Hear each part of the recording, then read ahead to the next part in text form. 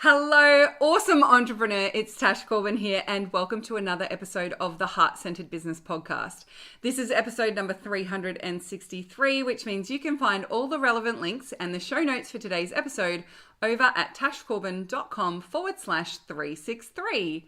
In today's podcast episode, I'm answering the question, do you really need to be in a mastermind? Now, of course, you don't, right? The ultimate answer is no, you don't. But what I want to share with you in this episode is how to decide whether a mastermind is the right fit for you right now, and also the different types of masterminds that are available, and when there might be some signs that it's time to jump into one. So I've already answered the question. No, you don't always need to be in a mastermind. It's not something that is like a non-negotiable when it comes to growing your business. I've seen that said a few times, and I would hesitate to guess that that person runs a very expensive mastermind, and that's why they're telling you that you have to be in one at all times. You do not have to be in a mastermind at all times, but let's dive in and dig into this a little further. I'm Tash Corbin, and this is the Heart-Centered Business Podcast. So, firstly, you do you. It's totally up to you whether working in a mastermind environment is the right fit for you or not. There is no hard and fast rule that says you must be in a mastermind at all times, or even that you have to be in one ever. And I find it fascinating that that is something that people would even say, because some people don't do well in small group environments. Some people need a one-to-one relationship. Some people don't like that kind of high intensity learning experience, and they'd rather take things at their own pace. We're all different personality types. We're all unique. We are all driven and motivated by different things. And so there is no hard and fast rule about being part of a mastermind. There are times where it can be a very powerful choice to join a mastermind. So I want to talk through that. But before I do, what exactly is a mastermind? Well, they take a lot of different forms, but in essence, anything where it's a group experience, generally it's a smaller group, like 20 people or less, where you're not just learning from someone who's facilitating, but you're also creating peer-to-peer relationships and peer-to-peer learning opportunities, would be a mastermind. And so you can see high ticket masterminds for $30,000, $50,000, $100,000. There are low ticket masterminds where it's just, $100 a month or a couple of $100 a month, whatever it might be. And there are free opportunities as well. The most of the masterminds I've been part of throughout my business have been free ones. So they've been self-led, mostly like a peer-to-peer support network type thing. However, there have been times where I've joined paid ones, and it has been a big up level for my business, a huge up level for my business. So here are some of the things that make being part of a mastermind a pretty powerful choice for growing your business. Number one, it's surrounding yourself with people who are peers, who are ambitious, who are like-hearted, and who have achieved and done some of the things that you want to do as well. And so that surrounding yourself with the right people is a powerful move, and it definitely shifts me energetically, right? It shifts me from a mindset perspective and from an energetic perspective. One of the big ways it does that is because when I'm in that mastermind environment, I am more likely to stretch my goals. I'm more likely to set more ambitious targets or take on more creative, ambitious projects. I am someone who, I don't mind a bit of healthy competition as well. So, I'm pretty competitive when it comes to board games.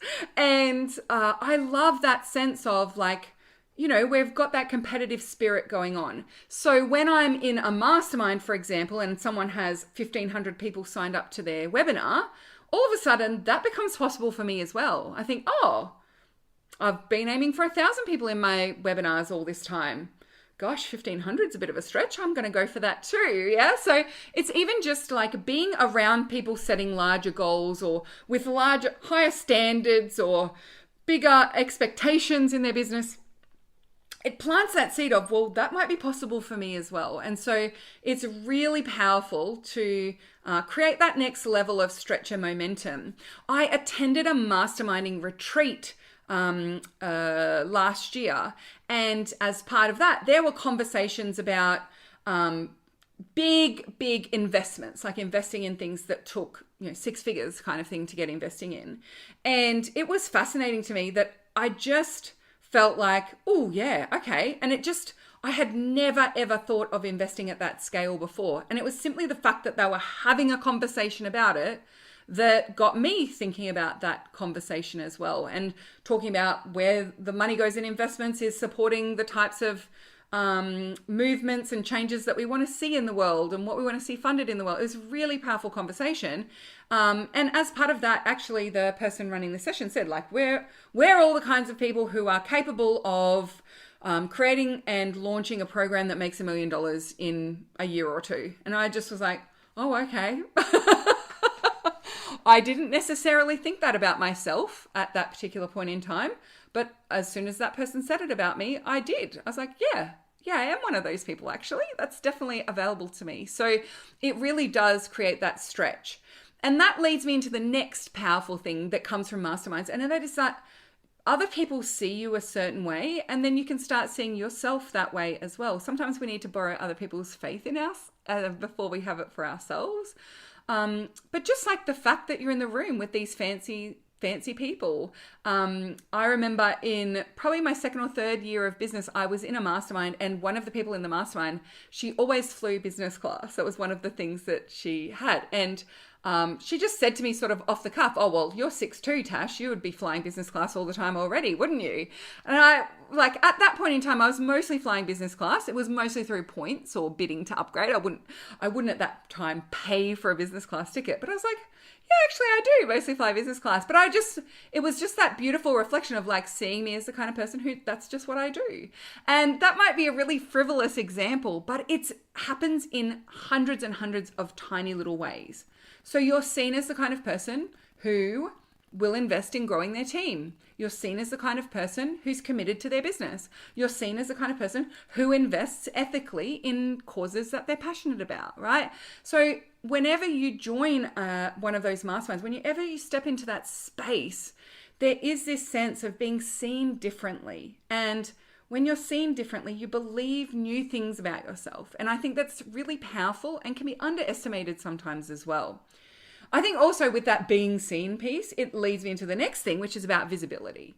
And when you're in a mastermind, especially like if it's one of those smaller group type experiences, then you are far more visible to those people. And that creates a sense of accountability, right? So there are more eyes watching me more closely to see that I follow through on what I say I'm going to do. That sense of reporting back. And so that type of accountability can be really powerful for some people, right? For some people, the sense that everyone's watching and they're going to see if I don't do it is overwhelming and it feels hard. But for others, they know that sense of accountability through visibility is actually really effective for them. And so that's another layer of how masterminding can be quite powerful. If it's a mastermind that's facilitated, then it's also a powerful opportunity for mentorship and really that closer connection with a mentor. Usually a mastermind will go for 6 months or more, especially the higher ticket ones. But even if it's one of those like 90-day mastermind type experiences, that's an extended little period of time where you're building that relationship and getting to know the business. And over 90 days, a lot happens and sequences together in a business. And so if you're not in that sort of container of a mastermind experience, you're in a course, for example, and there's not that same level of connection on an ongoing basis, it's not quite the same like journey of mentorship. So mentoring is really powerful. And because you are in that experience, not just with a facilitator, but also with peers, then it brings so much more shared experience to the table. I mean, think about it.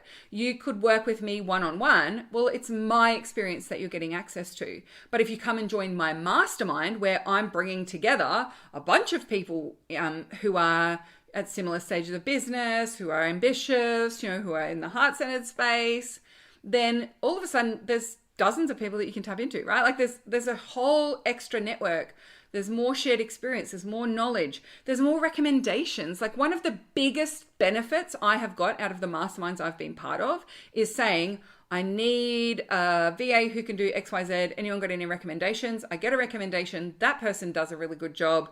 I don't have to faff about trying to find someone, a stranger on the internet. And so there have been dozens of those sorts of experience where it's a recommendation of a book or a course or a person, a hire, a mentor, speakers for my events, like just all the things that you need when you're in business. It's so powerful to be able to tap into that collective wisdom and get those recommendations. Another thing for me that's been very powerful about being part of masterminds, and it's something that I am very focused on in facilitating the masterminds that I do, is cross promotion and really seeding and promoting cross promotion. So, we are able to borrow each other's audiences for each other's benefit, right? When we borrow each other's audience and it's a reciprocal relationship, everybody wins. And so that opportunity for cross promotion is really powerful, and particularly in facilitated masterminds, because everyone is usually in a similar stage of business, or you get to know what stage of business people are in quite deeply, quite quickly. You know what their niche is, you know what their audience is going to be about. So those cross promotions are far higher quality, far more effective. And so you're also not wasting so much time, jumping into cross promotions with people who don't have the same scale of audience that you do, or don't necessarily have a consistent enough presence on social media. When I first started my business, I said yes to every podcast, every YouTube interview, every opportunity that I could to get in front of other people's audiences. And some of those never saw the light of day, right? The person never launched the podcast. The person was starting a YouTube channel but never actually followed through. Or, the person did have a YouTube channel, but I can see 6 months later it's had 5 views on that video. So it's not necessarily been a fruitful cross promotion or endeavor. But as you step into masterminds in particular, it's a certain stage of business. There's certain foundations that are in place, and everyone's in another level of commitment to business growth. And so because of that, the quality of those cross promotions and opportunities to share audiences can be far more effective and valuable for us as well. So there are lots and lots and lots of different types of masterminds that you can join. So you can join a mastermind that's free. You can create one of your own that's free. There are masterminds that are paid. There are ones that are led, that one person in particular is leading the way, whether it's free or paid. And there are some that there is not one specific leader. So I've also been part of paid masterminds where we pay a facilitator, but that facilitator is not necessarily a mentor. And that was actually one that I was in particular. It was very effective because the person who was facilitating the mastermind was a brilliant facilitator. So they didn't necessarily have, an advanced business. They didn't necessarily have the marketing strategy and the things that we wanted to work on, but they knew how to draw it out of us to support each other.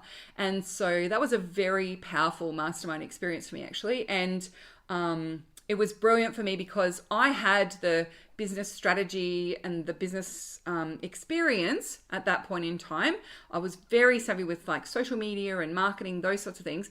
But two of the other members were really good with the mindset stuff. One was an EFT practitioner and money mindset. Someone was a profit first professional as well. So it was just such a great mix of skills, and I felt like it was a really beautiful, well facilitated experience. So there are some that are led by a facilitator who's a mentor. There are some that are led by a facilitator who's simply there to facilitate the connections. And then you can also have self-led masterminds as well. You can have masterminds that are topic specific. So one of the first masterminds I joined was actually a self-led mastermind that I formed with other people who were doing a course with me. So we were all doing the same course, and we thought, well, why don't we do it together and we'll focus on the subject that this course is about. And so we're very specific about what the purpose of this mastermind is. And then there are some masterminds that are specific, not necessarily about a topic, but about a goal. So we're all going for our first 100K month, or we're all going for our first 10K month, or we're all going for our first running our first webinar, or we're all going for $1 million year this year, or whatever it might be. So it's more where we all have a similar goal. Or you can have masterminds that are more general and broad, where we're all in business, we all want to grow our business, we just want to have that mastermind experience where we're able to connect with each other and tune into collective wisdom and support each other through that growth phase. So there's lots and lots of different options when it comes to masterminding. What I specifically wanted to talk about as a final piece for this podcast episode is, when do I think it's a good time to invest in a good mastermind, right? So there are times where self-led is great. You don't need to particularly worry about that bigger investment or being in something that's more structured. But I do think that there are times where it's just worth investing in a good mastermind. So the first one of those times is when you've tried to do some self-led ones and some free ones, everything just seems to fizzle out and you are sick of things fizzling out. You want to know that when you step in the room is still going to be there in 6 months. It's still going to be an active room. You're still going to get the support that you need. And you're not responsible for trying to keep everyone motivated to be there. So that's a big reason why I've invested in a couple of masterminds, because I was the leader. I was always running the show. I turned up to a couple of calls and I was the only person there. I was like, you know what? It's time for me to have space held for me. I'm not going to be the space holder anymore. And so I decided to invest in and just be able to go in and be supported rather than have to try and maintain that momentum and stop the fizzle out. So that's a big one for me. Number 2 is where you specifically want to work with a leader who is a mentor. You specifically want to work with someone who can give you the answer or help you make a solid decision and just move forward. So there are times where it is good to ask a bunch of different people for their opinions, but there are also times where I just want to ask a trusted advisor to tell me what to do here or help me make this decision. And if you're in that space, if you're in that stage, if you've got that stuff coming up pretty consistently, a paid mastermind that's facilitated by a mentor is going to be very effective for you at that point in time. And so that's a good sign that it might be time to invest in one. Number 3 is where you're after a much bigger stretch. So let's say, you've been in peer-led masterminds before or free masterminds before, but sometimes you're the biggest business in the room, or you're the most experienced person in the room. And you know that stepping into the next space will really help you with that big stretch. Or you've been playing it safe with your goals for a little while, and that's a particular goal of yours, is to really start stretching again and set something that's a little more ambitious and be held to account for that big ambitious target. So that's another time where I think it's powerful to invest, and even just the fact that you've invested can be a statement to yourself and to the universe, right, I'm committed to this, I'm really going to go for it. So that's a big one for me. If you want to up-level the room that you're in, so this is very similar to what I was saying about the fizzle out and also just having someone lead the way. Sometimes when you're doing free masterminds, or the masterminding that you do is mostly related to low-cost courses or one-off courses, it's not necessarily the level of room that you want to be in, right? I always aim to, when I'm joining masterminds or when I'm joining things, I want to be one of the little fish, right? I want to be one of the newbies compared to everyone else, because that's when I learn the most, and that's when my inner competitive edge comes out, and that's where I feel yeah, right. And it's not necessarily too far away, because if the strategies that they're talking about aren't available to me, and if those things are completely too far away from me, then that's not going to create a sense of excitement for me. That's going to create a sense of I'm way too far behind. I'll get overwhelmed. So, it's not always that I want to be the huge stretch away, but up-leveling the room that you're in, up-leveling the types of conversations that you're having.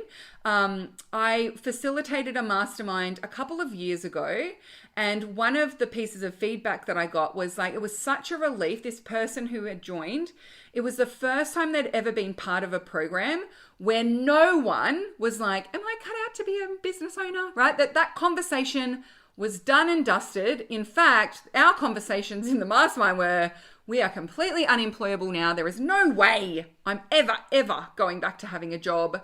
So let's make this work, right? And so it was, really interesting reflection. And I think it's absolutely true of rooms I've been in before as well. Sometimes you just need to be in a room where everyone's committed. You just need to be in a room where everyone is like, no one is dilly-dallying on whether they're actually having a business now or not. No one is dilly-dallying about whether they should grow their mailing list or not. We all know that that's a foundation. We've got to do it, so we're just going to do it. And so up-leveling the conversations, the standards within that room, the expectations within that room, I think investing in a mastermind will create that, especially if you're discerning about the type of mastermind that you're joining and the level of the participants in that mastermind as well. Another reason it can be good to pay is if you are in flighty mode or you're in shiny object syndrome. And so I actually did this 4 years ago now. 4 years ago now, I joined a mastermind because when I looked at my bank statements, I do a quarterly review of my business bank statements, my expenses, and just see am I doing any unexpected spending or what am I spending most of my money on. I had bought a bunch of low ticket courses and I had been jumping from idea to idea to idea. So I'd bought a bunch of different things around Instagram. I'd hired an agency to help with my Instagram, and I'm not really an Instagram person, but I thought I better learn it and maybe I'm missing out on something on Instagram. I had bought something on summits. I had bought something on Facebook ads. I'd bought something on running longer form challenges, like a 21-day challenge. I'd bought something on events, right? So I clearly was in flighty mode. And what I realized was I knew what I needed to do. I needed to really nail and scale up my launch of the Takeoff program. And instead of focusing on that, I was looking for all these fun, shiny things that I could play with because I had some big mindset stuff around Takeoff becoming too big. And, I didn't realize it at the time, but I was really blocked about the Takeoff launches were getting too big, too successful. Too many people were joining at once. And so when I looked at that, it was actually looking at my bank statements that allowed me to see that. And then when I looked at that and I realized, I'm jumping from shiny thing to shiny thing, I went and invested in a mastermind. And my entry into that mastermind, I actually had a huge conversation with the facilitator and said, do not let me bring shiny objects. Do not let me play with, fun new things. This is what I'm focused on, launching the Takeoff program and scaling up that launch. And I want to do 3 launches this year. And the third of those launches ended up being almost $100,000 in that launch. So clearly that was what I needed. Clearly that's where my focus needed to go. And that was a really good decision for me to stop playing around in lots and lots of tiny things. And I just chose one big thing and participated in that. And then the final reason that it can be really powerful and it's a good time to invest in a mastermind is when you want more visibility with that mentor. So, there are 2 masterminds in particular that I have joined simply because I wanted the mentor to know who I was. And I wanted them to know what I did. And I wanted to have that visibility with them. Because I knew in the first instance, I knew that if they could see me and they understood what I did and they knew about my work, they would be helpful in growing my audience, and I may have a chance to, be exposed to their audience. But also, it was a big mindset wobble of mine that I didn't want big names in my industry to see me. I just wanted to secretly talk to my little part of the internet because when I talk about consent-based marketing, I'm quite critical of some of those big names in the industry. I'm quite critical of some strategies that very popular people in this space use. And here I am saying, actually, that's not consent-based. That's toxic. Oh, look at that little NLP in the webinar, or whatever it might be. And so I just wanted to be able to quietly criticize it and not be seen. And, I didn't want to create a big blow up about something. So in the first one in particular, I invested into that mastermind because I knew that that was a block of mine. And I must say that block comes up for me like at new levels all the time. That's probably one of my biggest is, being seen by the big guys, and them having that visibility of what I'm saying and like ending up having some kind of disagreement with them. I don't know why I'm so worried about that. I do have like challenges with authority. I'm very mindful of authority when it comes to like even just my personality type and like life. So I don't like getting in trouble, and I like to make sure we're doing everything correctly so that we don't get in trouble. And so, yeah, I think maybe I see those industry leaders as authorities, and so I don't want to be seen by them as doing anything wrong or anything like that. So, that extra layer of visibility was really powerful for me and allowed me to see it's safe to be seen, and it's safe for industry leaders to see me. And in fact, that's really good for the growth of my business. And so, if you're looking for that extra level of visibility, whether it be with your mentor or with their audience or with the kinds of people who are also going to be part of that mastermind, whether it's accessing opportunities to be in front of their audience, those are genuine reasons for being part of one of those masterminds. And actually, that was one of my frustrations when I first started my business, because there was a small cohort of people that I started my business with who I knew through some free Facebook groups that we were part of. And two of those people that were sort of biz besties together for a little while, two of those people, they had a lot of money to invest in their business. I had one person who I was in a thing with and in a small like self-led mastermind with, and like she had saved up $150,000 to start her business, and her partner had a multi-six-figure salary, and there was no pressure on her to make money quickly in her business. But she knew she would buy her way into rooms, right? Like it was important for her to buy her way into rooms. So the first investment she made in her business was to join a $20,000 mastermind. And even though she was like in the early stages of startup, but it did its job. And then she jumped into another one and it was $25,000. And then she got on like the podcast of every other person in the mastermind, and business blew up. And here I was with my like, I have no money, I can't join these things, I can't be in these rooms. I'm gonna have to do it my way. I'm gonna have to do it like the organic way. It is a privilege, right? It is a legitimate business growth strategy to pay the money to be in those rooms and to benefit from having paid the money to be in those rooms. So there are, times where investing in a mastermind like that will create more visibility for you, will create that acceleration of growth simply because of the opportunities that become available to you for being in the room. And I think to deny that that's the case is a bit short-sighted, and it understates, I think, the value that comes from some of those experiences, but also the privilege that comes from having the money to be able to be in those rooms. So that is our discussion around masterminds. Now, you might be asking, well, Tash, why are we talking about masterminds so much? You've mentioned that you used to facilitate masterminds. Do you have a mastermind? Is there an opportunity to work with you in this way, Tash? Well, actually there is. So the Heart Centered Business Accelerator is my mastermind to help those of you who are looking to scale to six figures and beyond. We are in the midst of pre-launch/launch at the moment. So if you would like to find out more, please come along to the show notes of today's episode, tashcorbin.com/363, and you'll be able to find all the details there, as well as a way to get in touch with me if that's something you're interested in, to ask any questions and see if it's the right fit. It's called the Accelerator, and that's exactly what it does. And I would love for you to be part of our beautiful mastermind. Thank you so much for joining us for this episode episode of the Heart Centered Business Podcast. Until next time, I cannot wait to see you shine. Bye for now. Would you like more tips, tools, and resources to help you grow your heart-centered business? Head to tashcorbin.com today.